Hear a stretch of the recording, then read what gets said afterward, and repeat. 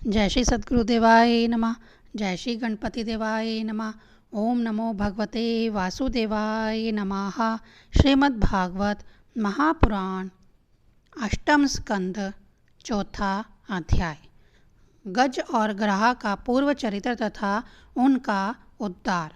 श्री सुखदेव जी कहते हैं, परीक्षित, उस समय ब्रह्मा, शंकर आदि देवता, ऋषि और गंधर्व श्री हरि भगवान के इस कर्म की प्रशंसा करने लगे तथा उनके ऊपर फूलों की वर्षा करने लगे। स्वर्ग में दुदुम्बियाँ बजने लगी, गंधर्व नाचने गाने लगे, ऋषि, चारण और सिद्धगण भगवान पुरुषोत्तम की स्तुति करने लगे। इधर वह ग्रह तुरंत ही परम आश्चर्यमय दिव्य शरीर से संपन्न हो गया। यह ग्रह इसके पहले हुहु नाम का एक श्रेष्ठ गंधर्व था। देवल के शाप से उसे यह गति प्राप्त हुई थी। अब भगवान की कृपा से वह मुक्त हो गया। उसने सर्वेश्वर भगवान के चरणों में सिर रख कर प्रणाम किया। इसके बाद वह भगवान के सुयश का गान करने लगा। वास्तव में अविनाशी भगवान ही सर्वश्रेष्ठ कीर्ति से संपन्न है। उन्हीं के गुण और मनोहर लीलाएं गान करने योग्य हैं। भगवान के कृपापूर्ण स्पर्श से उसके सारे पाप ताप नष्ट हो गए। उसने भगवान की परिक्रमा करके उनके चरणों में प्रणाम किया और सबके देखते देखते अपने लोक की यात्रा की। गजेंद्र भी भगवान का स्पर्श प्राप्त होते ही अज्ञान के बंधन से मुक्त हो गया। उसे भगवान का ही रूप प्राप्त हो गया। वह पीताम्बरधारी एवं चतुर्भुज बन गया।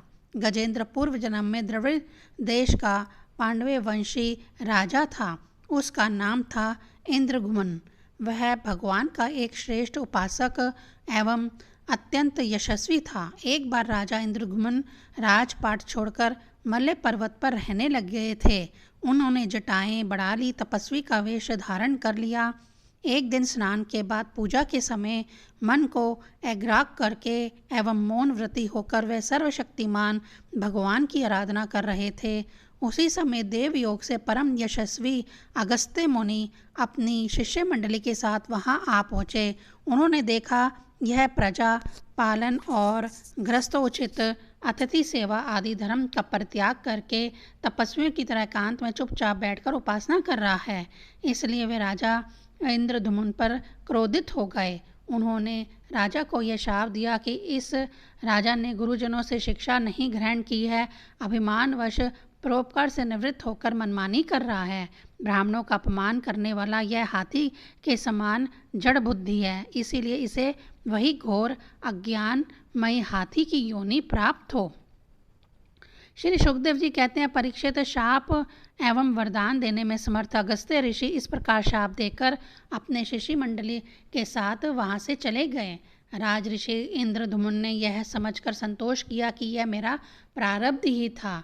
इसके बाद आत्मा की विस्मृति करा देने वाली हाथी की योनि उन्हें प्राप्त हुई, परंतु भगवान की आराधना का ऐसा प्रभाव है कि हाथी होने पर भी उन्हें भगवान की स्मृति हो ही गई। भगवान श्री हरि ने इस प्रकार गजेंद्र का उद्धार करके उसे अपना पार्षद बना लिया। गंधर्व, सिद्ध, देवता उनकी इस लीला का गान करने लगे और वे पार्षद रूप गजेंद्र को साथ ले गरुड़ पर सवार होकर अपने अलौकिक धाम को चले गए। कुरुवंश शिरोमणि परीक्षित, मैंने भगवान श्री कृष्ण की महिमा तथा गजेंद्र के उद्धार की कथा तुम्हें सुना दी। यह प्रसंग सुनने वालों के कलिमल और दुस्वप्न को मिटाने वाला एवं यश, उन्नति और स्वर्ग देने वाला है। इसी से कल्याण कामी द्विजगण दुह स्वप्न आदि की शांति के लिए प्रातःकाल जगते ही पवित्र होकर इसका पाठ करते हैं। परीक्षित, गजेंद्र की स्तुति से प्रसन्न होकर सर्वव्यापक एवं सर्वभूत स्वरूप श्री हरि भगवान ने सब लोगों के सामने ही उसे यह बात कही थी।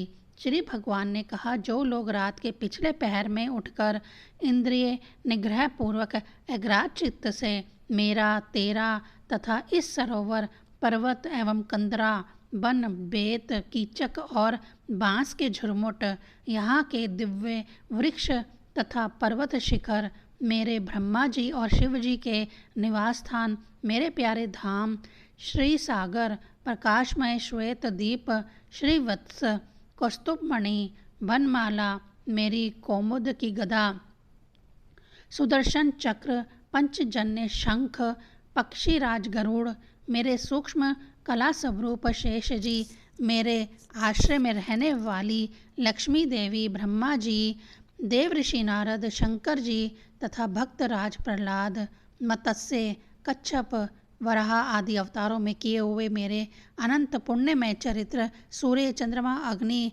ओंकार, सत्य, मूल प्राकृतिक, गो, ब्राह्मण, अविनाशी, सनातन धर्म, सोम, कश्यप और धर्म की पत्नी दक्ष कन्याएं, गंगा, सरस्वती, अलकनंदा, यमुना, ऐरावत हाथी, भक्त शिरोमणि, ध्रुव, 7 ब्रह्म ऋषि और पवित्र कीर्ति यानी नल, युधिष्ठिर, जनक आदि महापुरुषों का स्मरण करते हैं, वह समस्त पापों से छूट जाते हैं, क्योंकि ये सब के सब मेरे ही स्वरूप हैं, मेरे ही रूप हैं। प्यारे गजेंद्र, जो लोग ब्रह्म मुहूर्त में जाग कर तुम्हारी की हुई स्तुति से मेरा स्तवन करेंगे, मृत्यु के समय उन्हें मैं निर्मल बुद्धि का दान करूँगा। श्री सुखदेव जी कहते हैं, परीक्षित, भगवान श्री कृष्ण ने ऐसा कहकर देवताओं को आनंदित करते हुए अपना श्रेष्ठ शंख बजाया और गरुड़ पर सवार हो गए। चौथा अध्याय संपूर्ण। ओम नमो भगवते वासुदेवाय नमः।